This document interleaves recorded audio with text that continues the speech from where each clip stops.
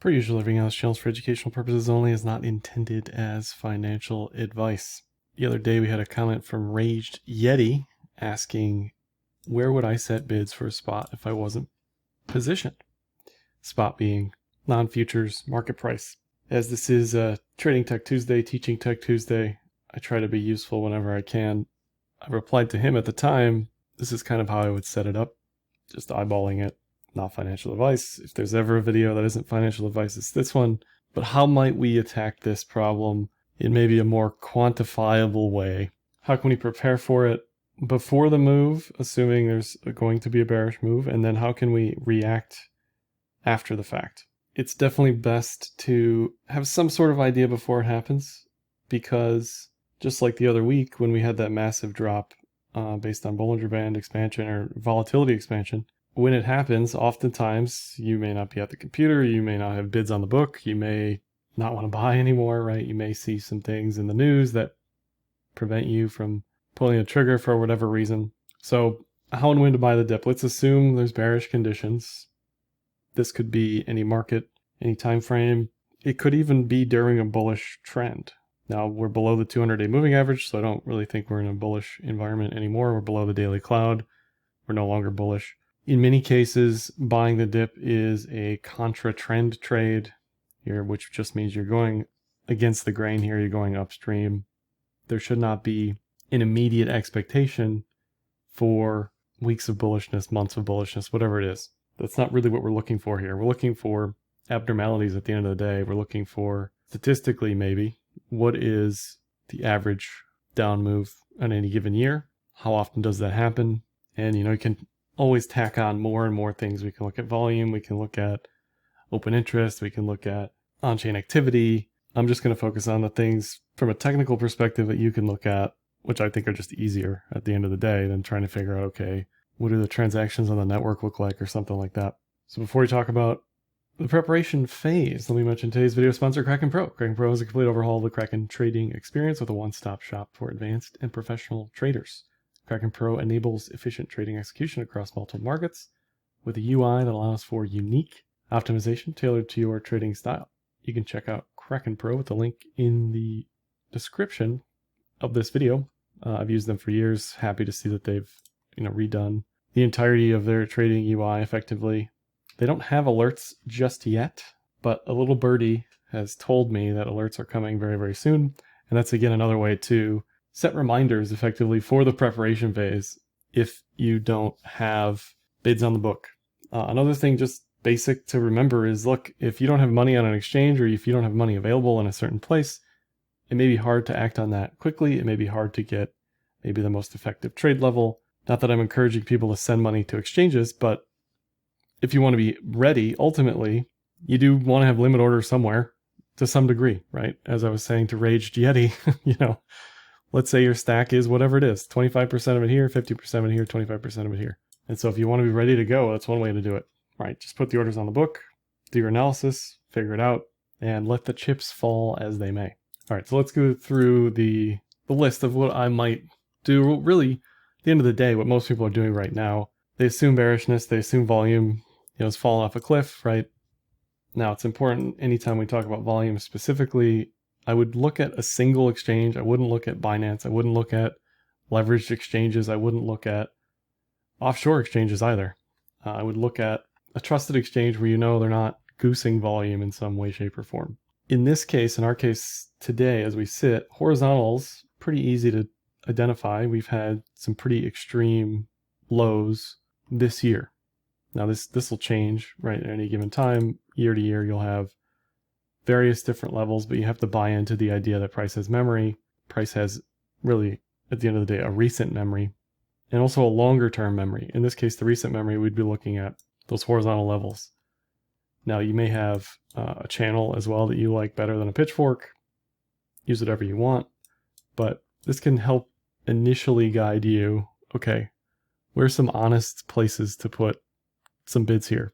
So we've got the horizontals down at the extremes. This isn't to say we expect them to go here. This isn't to say we want them to go here. This is just saying, look, we're going to be prepared if prices fall and we want bids on the book. That's one way to do it. Another way to do this would be to look at concentrations of price activity, I think the easiest way to do that is with volume profile of the visible range or visible range volume profile. TradingView's changed it a couple times, but it's VRVP.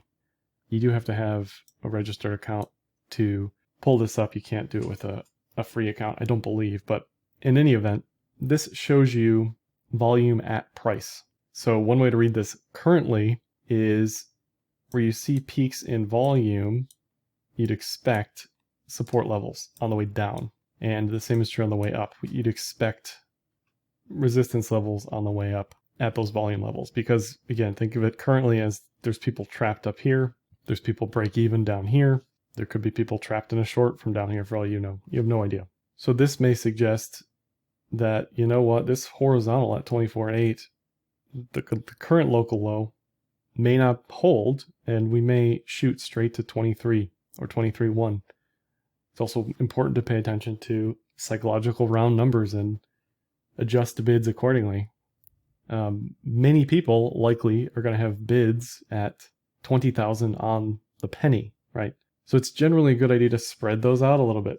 20,050 cents, 20,003.76, right? Whatever it is, if you're trying to smooth out your orders in some fashion, I would also keep that in mind. So in this case, the 23,000 level, you know, I wouldn't put bids personally exactly at 23,000.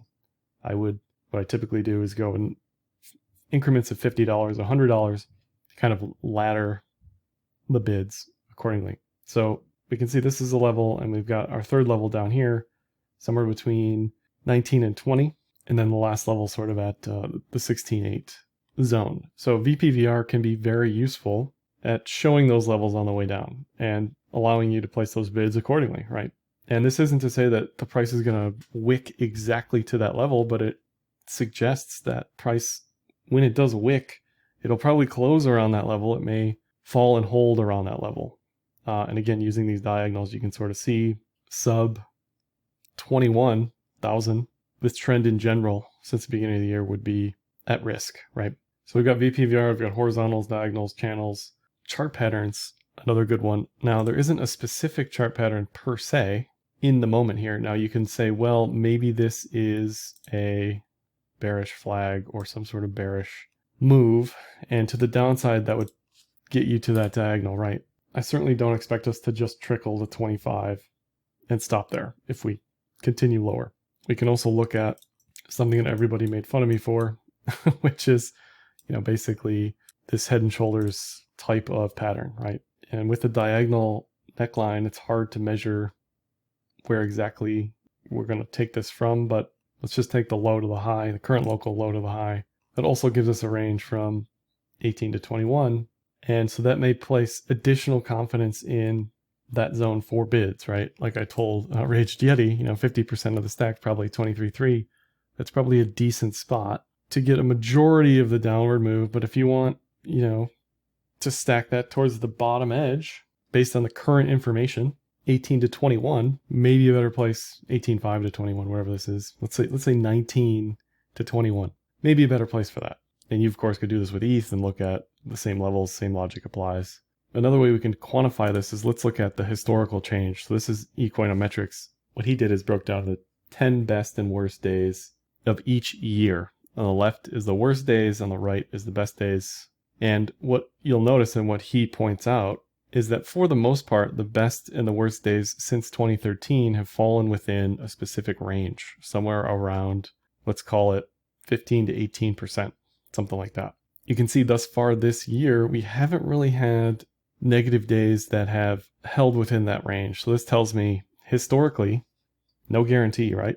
But historically, we should expect potentially a series of days that are much worse based on 2013 to present than what we currently have. And this is going to change day by day, but let's say our average, you know, is at 15%. And we can say, well, what is 15% down from today? Hold shift and click. 15% down from today, somewhere around 22, right? Now this is going to change, obviously, if price starts to trickle lower, but we're just trying to prepare. We're trying to guess and check maybe historically where this could go. 22 is reasonable. 18 to 21 is reasonable. We don't want to put all of our bid stack at one level. We don't really know where this is going to go. We want to get a good entry. So we may want to concentrate those bids to the lower part of this. One thing you can also look at, which I don't really use most of the time, but order book as well, you can see are there bids at certain levels and have those bids held that level for multiple days, for example. So one thing I did further on the econometric stuff, I looked at the worst day of each year and then took the average. So the worst day of each year, again, somewhere between 15 to 18% roughly. You can see COVID was clearly an outlier here. Worst day in 2020. And again, you can see the worst day for 2023 is about half as bad as it typically is, right? So again, this tells me to prepare for potentially a very, very bad day or set of days coming up here. Now you can look at this breakdown by weeks, by months, whatever you want to do, right? Pre-halving, post-halving. This is just one pass, one simple pass. Let's just look at the worst day of each year. And then let's look at the forward performance, which is a popular way to analyze this type of information. Week, month, 3 months, 6 months, a year after the worst day of each year. And for the most part, these days have been positive 3 months out, 6 months out. None of this is perfect, right? On average, each of these time points after the worst day have been positive. Median has been positive. So again, it kind of gives you something to expect. And for me, it gives me confidence that, okay, yes, this is a bad day. This is a terrible day. There might be some news event. Who knows, right? But based on historical data, we can say for Bitcoin, bad days are good days to buy. Buying the dip makes sense. So the preparation phase, basically the conclusion was 19 to 21 makes the most sense. 23 also has a decent support level, and concentrating bids around that area would be adequate before the move happens. So after the move happens, I've talked about this stuff on a few other videos, but what am I looking for? I'm looking for volume to pick up in a big way, which we really haven't had the entirety of the year. And again, we can look at this on a specific exchange. Let's look at Kraken. And you can see that in general, volume has been declining. Now you can put a moving average on this to quantify it even further. I'm just going to eyeball it and say, look, if we get a large down candle above what looks to me like the monthly average for volume, that may be important, just like August 17th, right? So again, we're trying to compare what was bad historically and look for what we can expect when the move happens, right? This was FTX, this was Luna stuff. Do we necessarily expect volume that high? Maybe not. This was BTFP when all those banks blew up. But the higher the volume goes, certainly the higher the confidence that, yeah, this is unusual. This is a buy the dip opportunity. That isn't to say, again, it's not going to reverse immediately. It's not going to make you a massive trade in the moment. But historically, we're watching for volume. Now, people normally use things like oscillators to decide overbought, oversold conditions. Another way to do it classically. I switched the RSI to 30 here, and what you'll notice when RSI is on 30 instead of 14, these extreme lows, anything below 30 on RSI, typically have been longer term buying opportunities, right? We can look at COVID, we can look at November 2018. So what am I looking for? I'm looking for something on high volume that takes us into oversold territory on a 30 RSI. Let's just say it's looking at 30 days here, specifically 30 timeframes. We can also look at this indicator called TKD, which is Tenkan Kijun divergence. That's related to the cloud. So we turn off all this other stuff. In the cloud system, I talk about using the TK lines as an oscillator. And one way to quantify that instead of eyeballing it is using this TKD metric. And what it's looking at is how far away is price from the Kijun, right? From the red line here, basically the high time frame moving average. And it's also looking at the spread between the TK lines, right? So if we get a large spread below the Kijun, that says we're oversold. Large spread above, that says we're overbought. And again, historically, you can go back here. You do have to change the settings here, 2060, just to make sure. And look historically, what does the max overbought look like, right?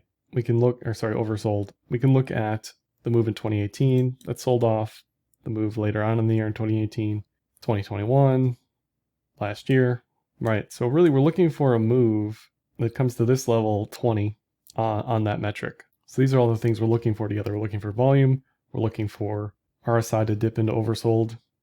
We're looking for TKD to just get blown out effectively, right? We want to get extremely far away from that moving average. Now you can also use like the 200-day moving average, for example. as your oversold condition. I just like the cloud. Something else you can use lastly here is patterns or candlesticks to the downside. So one thing we could look for would be a series of candlesticks. You know, we want an extreme low with a long tail because again, this says that we've wicked down. Maybe this is a thin body, maybe it's a thick body, but we want to see a rejection of those lows. Now, ideally, you know, our bid is right here, catches our bid, it bounces up, right? That's the dream. But usually that's a very good sign that we're on the right track, that the market is rejecting that level and it's being bought up, right? Something else you may see on lower time frames are a combination of a few patterns, either a falling wedge, inverted head and shoulders, W double bottom, Adam Eve, you know, VU type thing. And you'll see stuff like this maybe on lower time frames. You'll see, you know, falling wedge or a channel on lower time frames. So that is all additive to our expectations. I think when you know what you're looking for ahead of time and you've quantified it, you've sort of looked at historical levels, it makes it a little less scary, because when you see massive red in a day and it's all over the news, you got your family texting you like, oh my God, what happened? Those aren't bad signs to buy the dip. Those are the signs to buy the dip, okay? You want to see emotion. You want to see everybody make a big stink about it. You don't want to see levels just slowly sliding down. Nothing's more bearish than that. You want to see emotion. You want to see capitulation. Those are the best times to buy the dip. Just have the courage. Again, not financial advice. Don't come after me. We're all just learning here. That's all I have for this one. If you have any questions, let me know in the comments below. I read everything. I read all the comments. Like, dislike, share, subscribe, and happy trading.